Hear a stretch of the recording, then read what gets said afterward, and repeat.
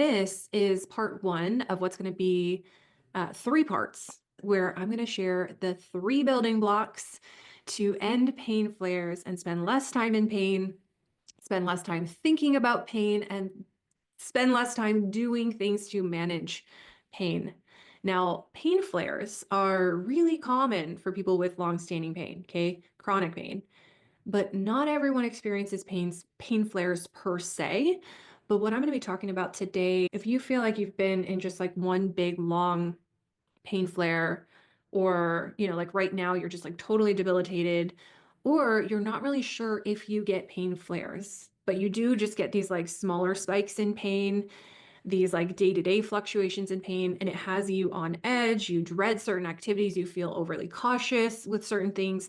Even if that's you, okay, whether you get these like periodic pain flares or not, I still encourage you to listen to what I have to say today and during the next three sessions, because I don't believe that anyone should have to sit on the sidelines in pain, fearing and dreading the pain, walking on eggshells because the pain controls your every move. Okay, so I'm Alissa Wolfe. If you don't know me, my background is in physical therapy. I'm actually a board certified orthopedic doctor of physical therapy, but my passion is for complex and persistent pain. So I specialize in chronic pain, and I've been in this field for over a decade, since 2014. And I'm the founder of the Chronic Pain Breakup Method, which is my 16-week program where I get to help women with stubborn, long-lasting pain, women with some of the most complex pain conditions, to get back in control of their lives. This is what I do full time, and I think I have the best job ever. So today, and over the next couple days, I'm going to share with you the three key building blocks to tackle pain flares so that you can have longer stretches of good days and so that you can be the one in control, not the pain, so that you can get back in control and back to living your life. Okay? All right. So, what is a pain flare? Okay, what is a flare up? So, the way that I define pain flares is pain flares are spikes in pain intensity. Okay? They're spikes in pain intensity. Now, there's these big F flares, capital F flares, and those are the big flare-ups that last longer, they're more debilitating. And then there are the little f flares, which, it may not seem like a flare-up to you, but really more like a spike in the pain. And when you've been in pain for a long time, those day-to-day fluctuations in pain, they start to seem like they're not that big of a deal. Like you may just classify those as day-to-day spikes in pain. You wouldn't necessarily classify them as flare-ups, but just because you're used to the impact that they have on your life doesn't mean you just have to suck it up and deal with it. Like there's nothing you can do. The little F flares, right? Those day-to-day spikes in pain, they are a big deal too. Okay. And the good news is that whether you get those big F flares or those little F flares, or it feels like you're just in one big, long, massive flare, there are strategies that you can use to address these so that they have less of an impact on your quality of life. Okay, what we're going to talk about here in just a little bit. And whether you get those debilitating, week-long flares, month-long flares, or you experience these occasional like spikes in pain, either way, it's this unpredictability, right? This feeling like you have no control. I mean, it can really take a toll on you. When the pain spikes and when the pain flares, you can't keep up, right? It's like this tidal wave of negative emotions, the guilt you feel, the shame, right? The fear, right? So much fear, whatever it is, the fear of losing your job, of not being a good mom, the fear of, what happens if this doesn't go away.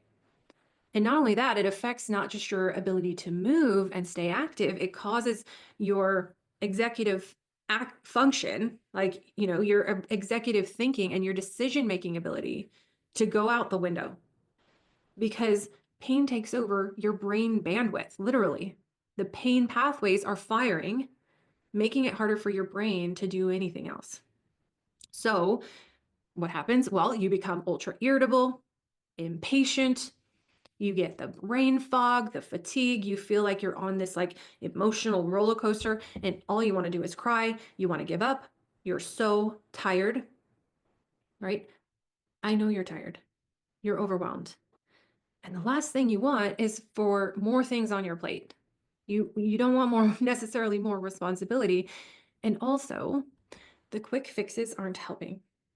The pain relievers, creams and gels, heating pads, ice packs, TENS units aren't helping. It hasn't helped and it isn't ever going to make this problem go away.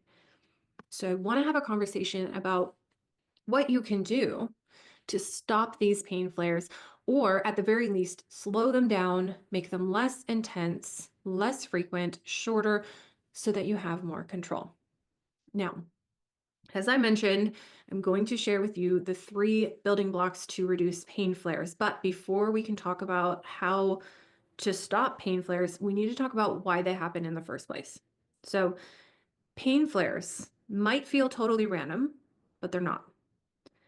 Sure, like sometimes you can trace them back to something obvious, like, if you're sore after spending 3 hours of doing yard work, that's obvious, right? But other times it might feel like it just comes out of nowhere.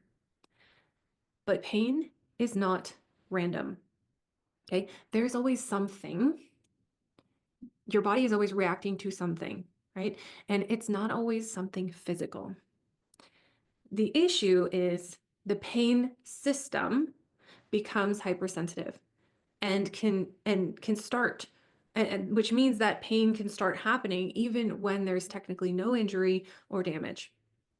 And that's not all in your head. When you have overactive pain pathways, pain can become like an automatic pattern.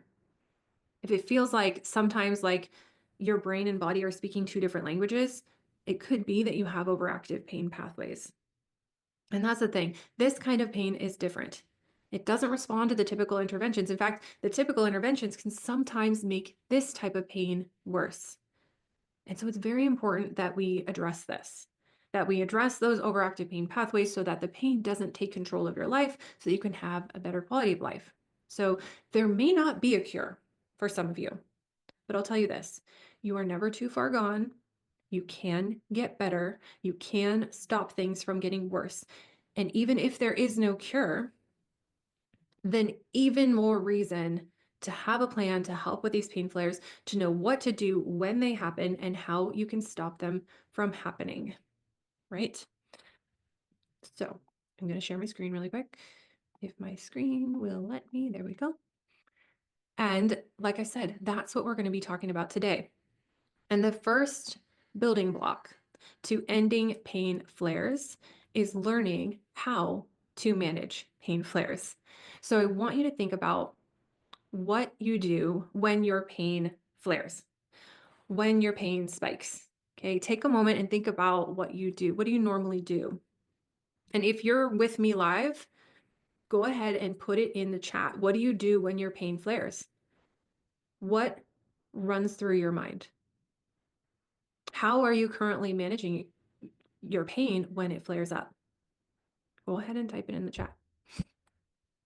I'll give you guys a second because that's a lot to ask. What do you do?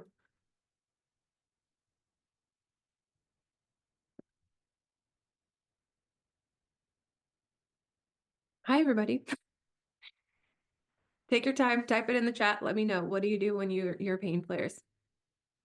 Rest, get depressed, rest, lay down, use heat and light movements. Okay. Stay positive. Stay in a positive mindset. Good. I've not been out of pain since 2018 when I lumbar laminectomy. They hit a nerve at L4 and L5. Michelle says 10 ice, TENS units, rest, breath, cry, fear, ice or heat, meditate. Yeah.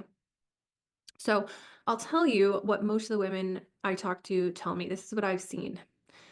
For some, it starts with denial. Okay.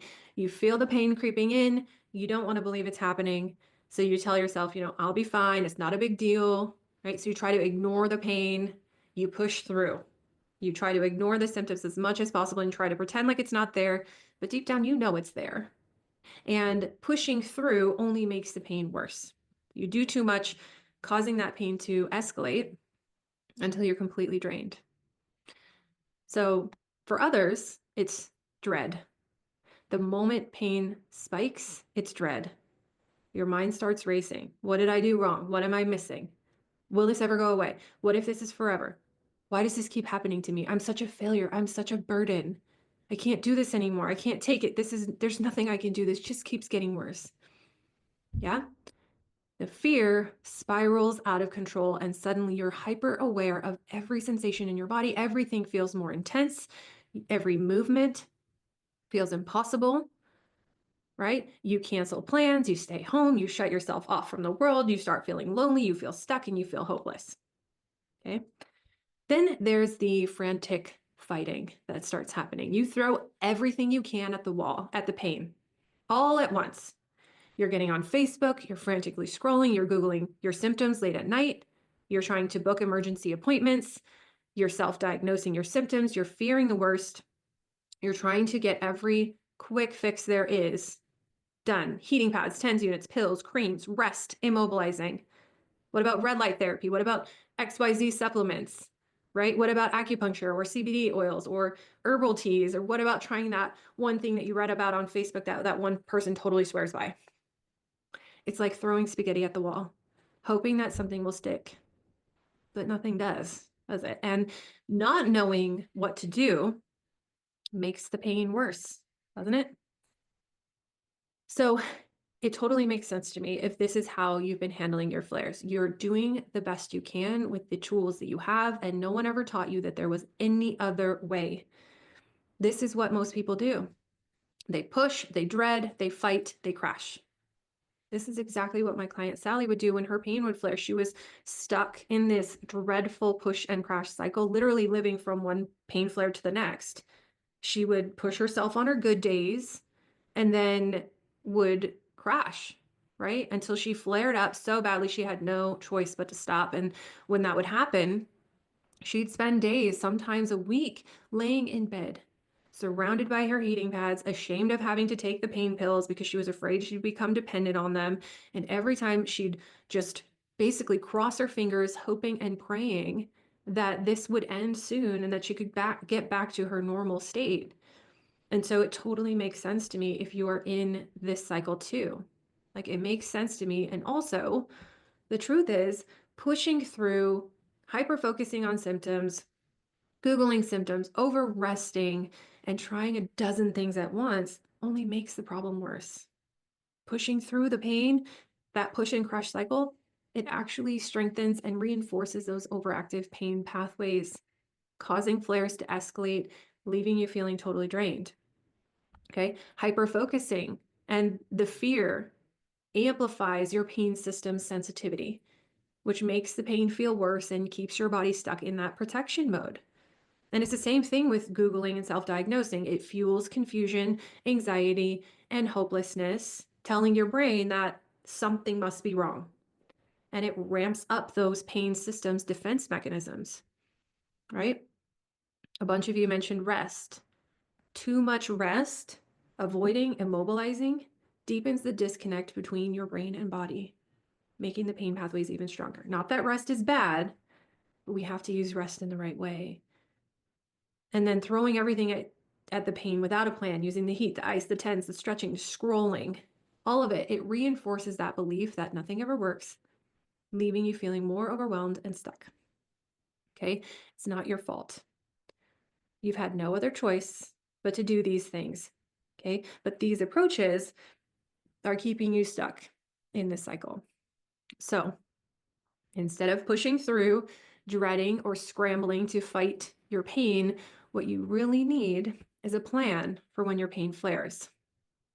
You need to prepare for the flare. The thing about having a plan is that it gives you a sense of control, even when the pain feels overwhelming.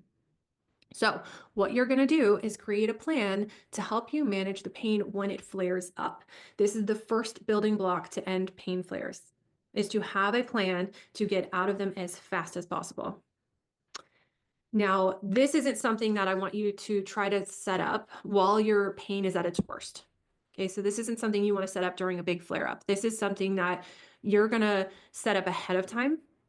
And then once you've got your plan in place, you'll know exactly what you can do the moment you feel a flare coming on. So you don't even have to think. There's no panicking. You know what to do. So the first thing before you can create your pain flare plan, you first need to identify your protectors. Okay. Protectors are things that lower your pain system's sensitivity and help you feel safer, calmer, comforted. They're things that signal to your pain system you're okay. Now, protectors are different for everyone. What serves as a protector for someone else might not work for you, so it's important that you identify what your protectors are. Again, protectors are things that lower the sensitivity of your pain system. So these are things that you find calming and comforting, things that make you feel safe or at ease, things that ease your pain, lower your stress levels, things that bring you joy and peace and happiness. These things might not be obvious things, right, that you can think of at first. Everybody already named their TENS and their heating pad and rest. These may not be obvious things to you at first. So just to give you an example, one of my clients, Sarah, she thought her only protectors were her heating pad and laying in bed, resting. But when we started working together, I challenged her to dig deeper and brainstorm as many protectors as possible. So at first it was hard, right? But she quickly realized that she had a lot more protectors than she originally thought. Okay, these were things like spending time in her garden, doing gentle movements, doing some breathing exercises, doing some reading, just to name a few things.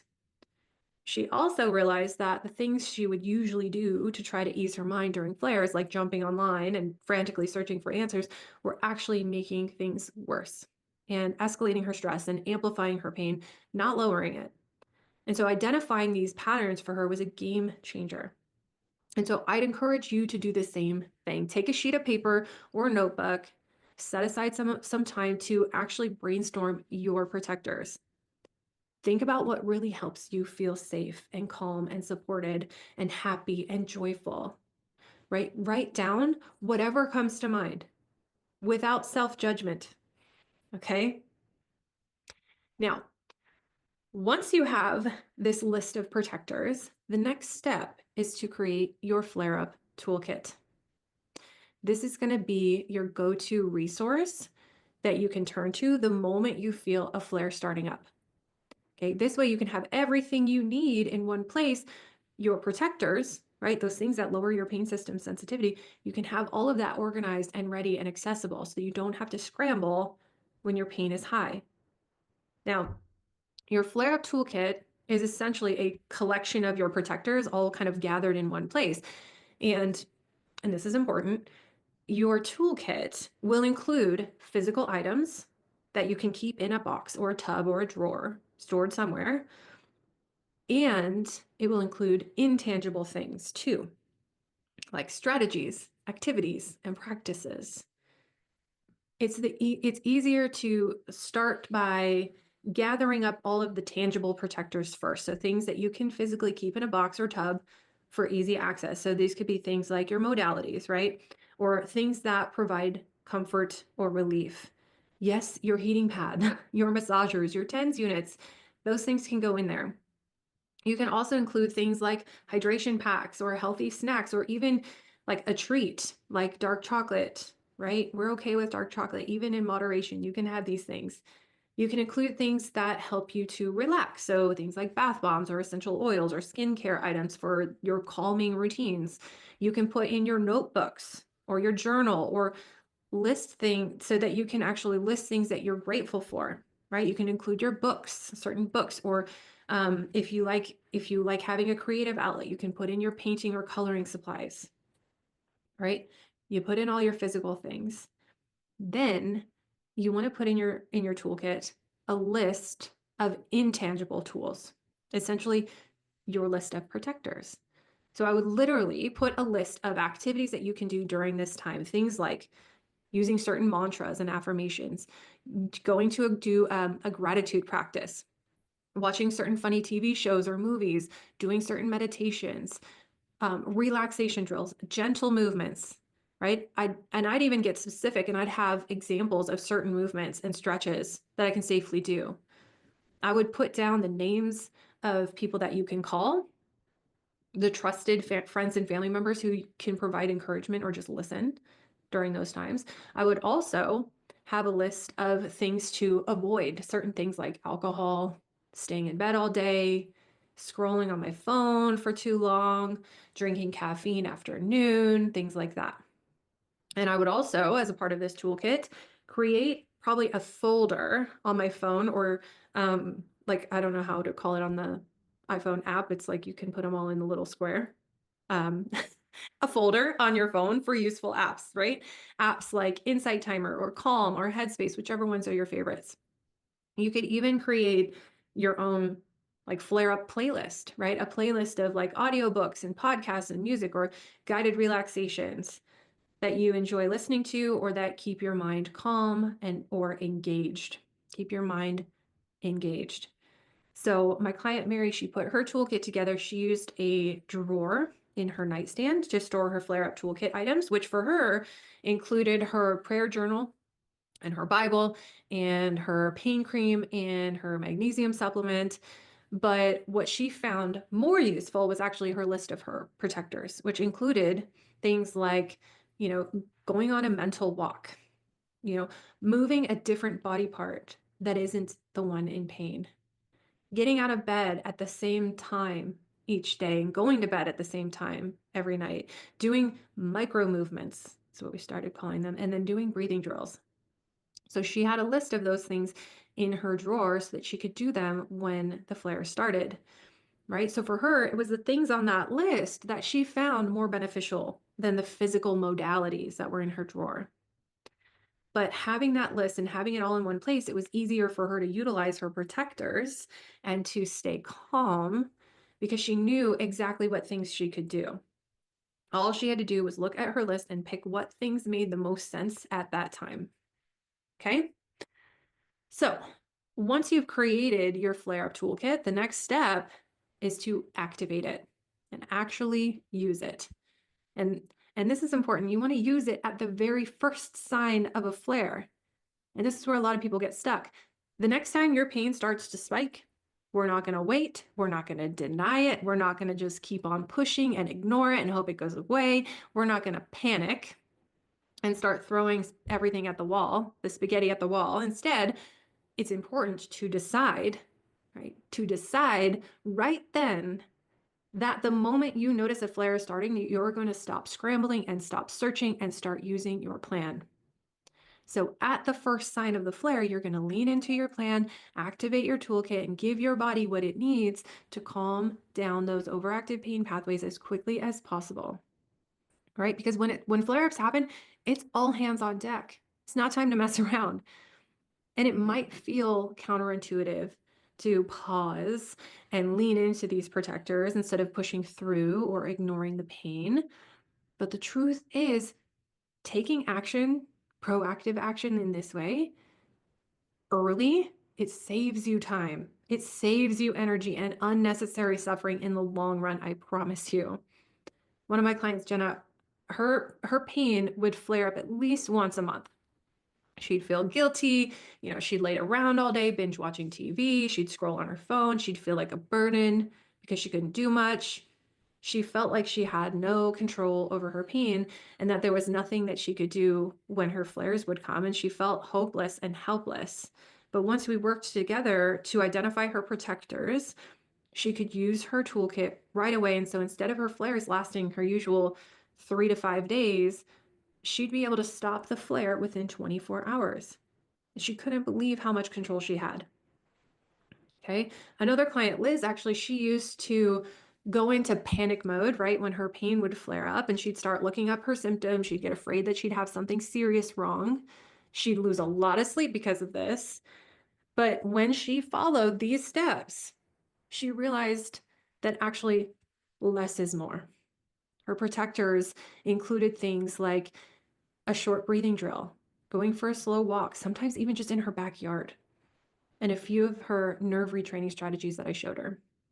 She felt so much more confident for the first time, and she wasn't spiraling, right? And in fact, she would expect the flare, but the flares wouldn't come. So the key is to act early. This doesn't mean throwing everything at the wall all at once, right? It means being intentional and choosing the protectors that make the most sense in that moment. So, just to very quickly recap, again, the key to managing flare-ups is all about being prepared ahead of time. Having a plan in place gives you that sense of control even when the pain feels overwhelming. Yes? So, your homework is, when you're not in a big flare-up, is to number one, brainstorm your protectors, right? The things that calm your pain system, that provide comfort and safety and joy.